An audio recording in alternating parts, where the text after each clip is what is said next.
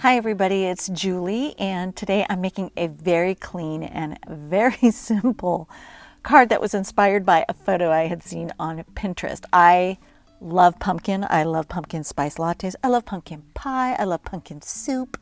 I love all things pumpkin. And so I thought, oh my gosh, that pumpkin spice latte looked so cute with the latte art in the shape of a pumpkin. So I thought, you know what, I can recreate that in a card. And I got kind of excited. So I went and grabbed my classic block alphabet dies, and I die cut the words fall vibes out of some heavyweight Nina Seller White. And this is one of my most frequently used alphabet dies because it's just like the perfect size. It goes with everything. It's very classic. And man, I'd be lost without this set of alphabet dies. Anyway, I like to use a washi tape to apply over the letters so that later on when I'm putting foam tape on them or mounting them to my card, it gives me something to hang on to and I can mount them all at the same time. And I love using the ruler with my magnetic mat here, this one by Heidi Swap, for lining those up and getting them on there perfectly. Now, I already had some cups that I had stamped in black ink. This is VersaFine Claire Nocturne. And I'd stamped onto watercolor paper, and I just keep a stash of these in the set of stamps, and they're stored there. So whenever I need, an image that's already been pre-stamped, I can snag it and do whatever, I need to do with it to use it for a card. So in this case, I had a couple of cups stamped onto some scraps of watercolor paper, and I grabbed my Zig Clean Color Brilliant Brush markers. And I'm using a dark brown or this might just be brown, but I think it's dark brown. And I'm just gonna go ahead and lay some color down inside the image lines, and you want to be careful because the dark colors of these markers tend to have a lot of pigmentation. So then when you go to blend it out with water, you may be getting a much more intense color than you originally thought. So I'm just kind of starting light with a couple of strokes of the color, and then I'll blend it out to fill in the image with my water brush. And I love this Pentel water brush. It's my favorite of all the water brushes out there. And if you don't have a glass of water and a brush, then, these water brushes are pretty awesome. And they come in different sizes. This one's a small, fine tip.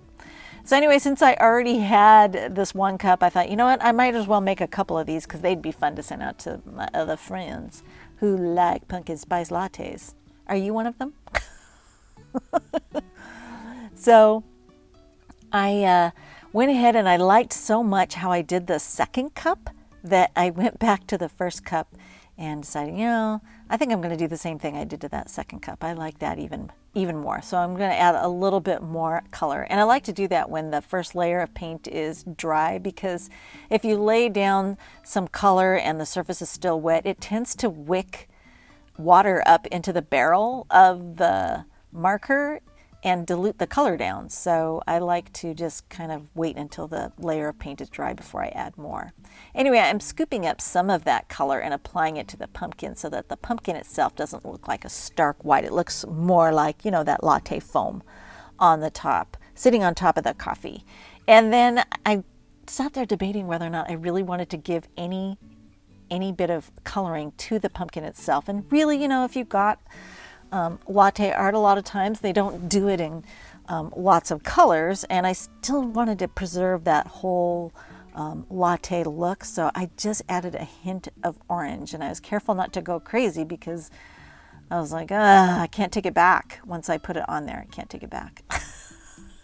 These are the agonizing decisions that we make as card makers.